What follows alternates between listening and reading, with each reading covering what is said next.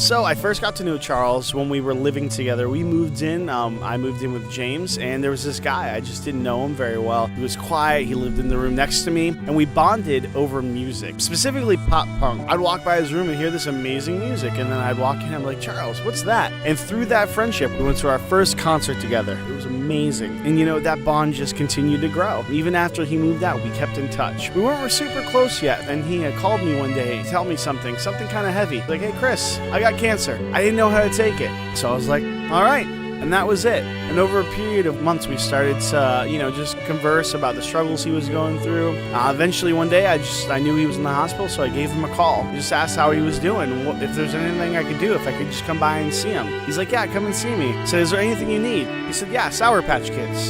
So I got him a pack of Sour Patch Kids. I drove to the hospital, and we just sat there, ate Sour Patch Kids, and talked. And from then on, watching him go through these struggles, our friendship grew.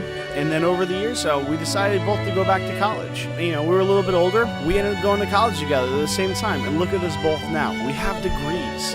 Who would have thought? And now you're in your master's degree. You have all A's your first semester of your master's degree.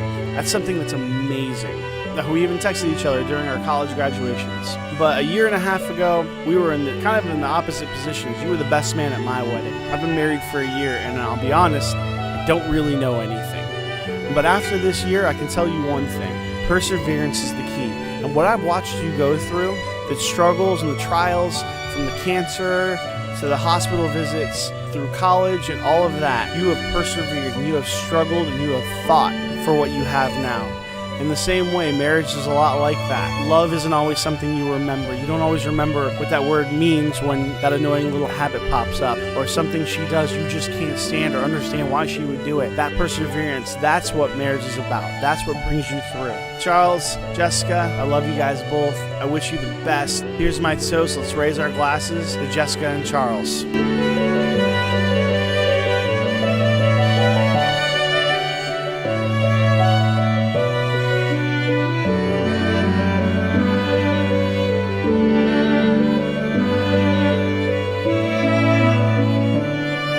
A special day for me as well. I got to witness my best friend marry the man of her dreams. Jessica, we've spent so many sleepovers talking about what our wedding would be like and dreaming about all our future husbands.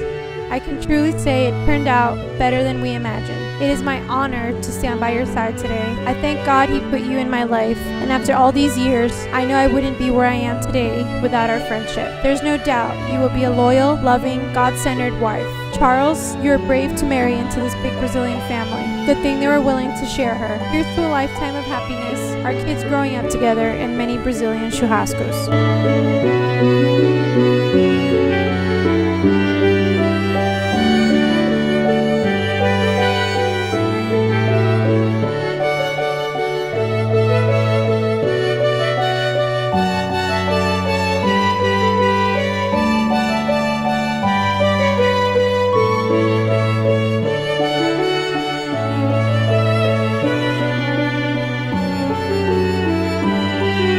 A couple of weeks ago, I was looking at some pictures at my mom's house of when I was younger. My baby pictures, birthday parties, trips, first day of schools, holidays, and there's one consistent thing in all of them. And that's you, Jessica. My cousin was right there by my side in literally almost all of my pictures.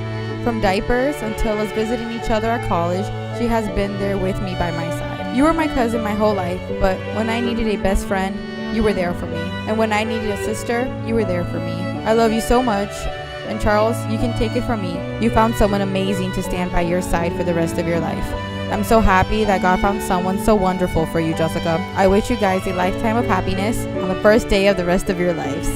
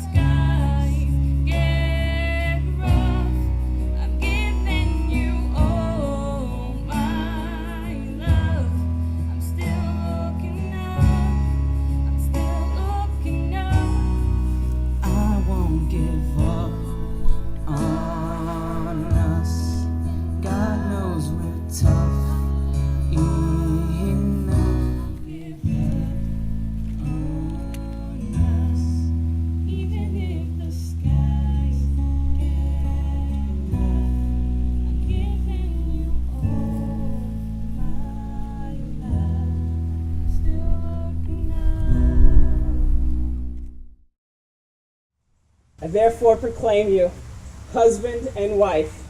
Charles, you may kiss your bride.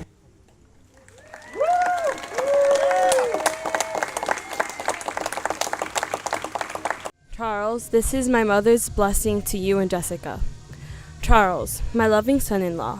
First of all, since you are a Christian and is acknowledged by the wonderful truth, wisdom, and power of my Lord, never steer away from your commandments, so you may be happy with your new family, and so that this may be built on a strong rock that never falls by the weakness and circumstances that life gives you.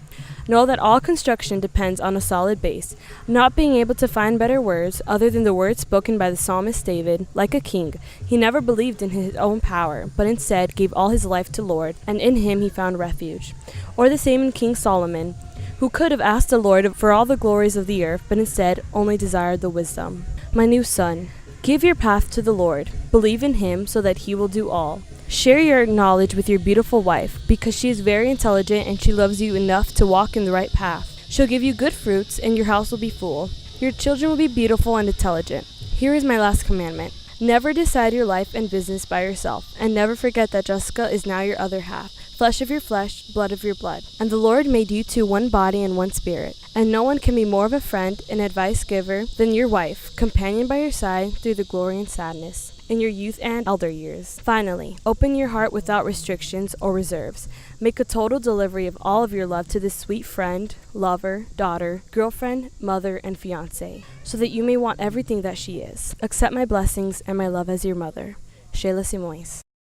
This is what my father wrote to my mother on their anniversary. This is what my father would like for you to reflect on, for you to be like this to his daughter. Shaylia, I love you in the morning, I love you in the afternoon. I love you in the night, and I love you when I'm sleeping. I love you when I see Jessica, I love you when I see Jogo. I love you when I play with Daniel, and I love you when I think of Becca. I love you when you're pregnant, I love you when I'm working. I love you when I'm buying pizza, I love you when I'm changing clothes. I love you when I change Daniel's diapers, I love you when I get Jogo's report cards, and I also love you when I get Jessica's report cards. I love you when I see Jessica and Jogo playing piano. I love you when I see our kids well dressed. I love you when I lay in our bed. I love you when I see you at work. I love you when I open the fridge in the morning and find my breakfast waiting for me. I love you when we go to church. I love you always. I love you when I preach the Lord's word, and I even love you when I'm paying the taxes. I love you when I arrive home. I love you when I'm driving my car. I love you when I cut the grass. I love you when I'm fixing things throughout the house. I love you when I see our payments. Sometimes I think about the first time I realized I love you. It was as if my eyes took a picture at that moment and stored it in my heart. Sometimes I think about how much my life has changed because of you. I think about you and your happiness, about us, about our life together. And I realize that you are as much a part of me now as the air I breathe and the dreams I dream. But from time to time, I still like to remember the first time I looked into your eyes